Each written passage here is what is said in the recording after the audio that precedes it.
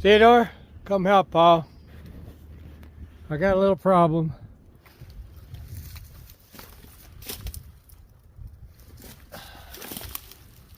I tore the valve stem out and flat tire, and I'm back here in the woods. I got to get it back to the barn to fix it. Let me show you.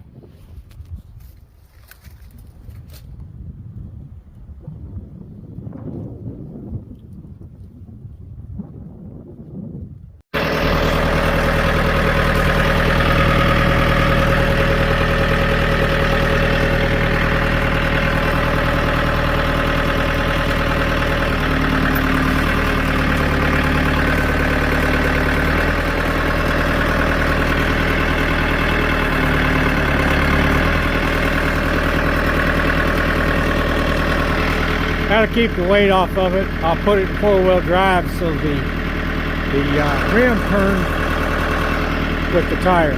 Keep from damaging the tire anymore. Come help fixing it. Okay, so I didn't have to take the entire tire off. I just used the tire tool to make enough space. I've used a piece of wood so I don't damage the rim. I had to put vice grips on this because it was broken. Had a hard time getting it off. I didn't want to show you all that, but pair of vice grips to hold this. Come on out here. Okay, so here's the broken one. Need to clean up all that debris. Let's go see if we can find a new one.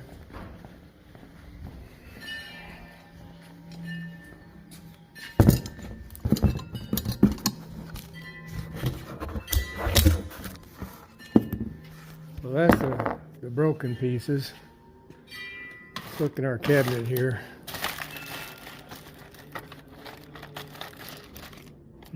That's the outer half.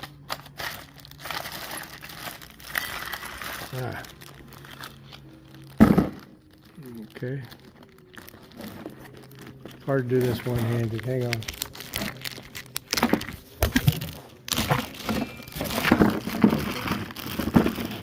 Looks like I've got two. So that's what it should look like.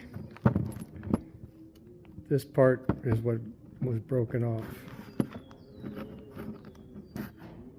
So I got a new stem, a new seal. We should be back in business. Alright, so cleaned out all the debris. I'll put this, well, back through the hole.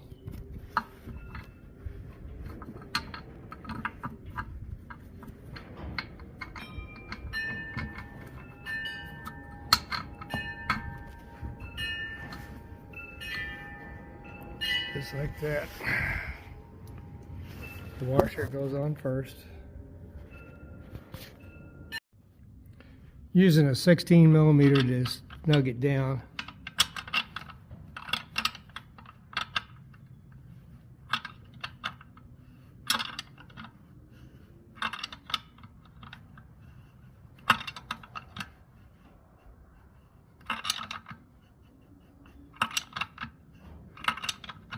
You don't have to torque it down until you break the nut or strip the threads, but you want to snug it down. Watch, make sure that the gasket is sealing. Just about there. Just use one hand and go easy because I don't want to strip anything. Click. We're done. All right. So we'll wipe the rim down one final time, and I'll put a strap around this and pump it up. Theodore, there's different methods. You can put starting fluid inside the tire and light it. What I've done is I put a strap around the center to force it out and see if I can air it up.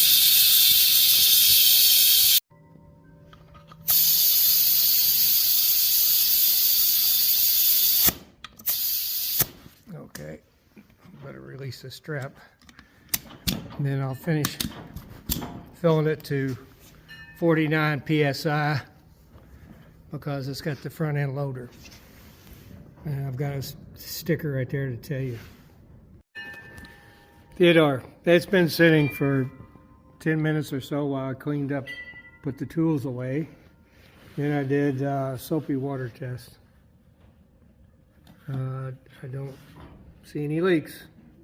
Looks like we're holding around 48, 49 psi, right where it should be.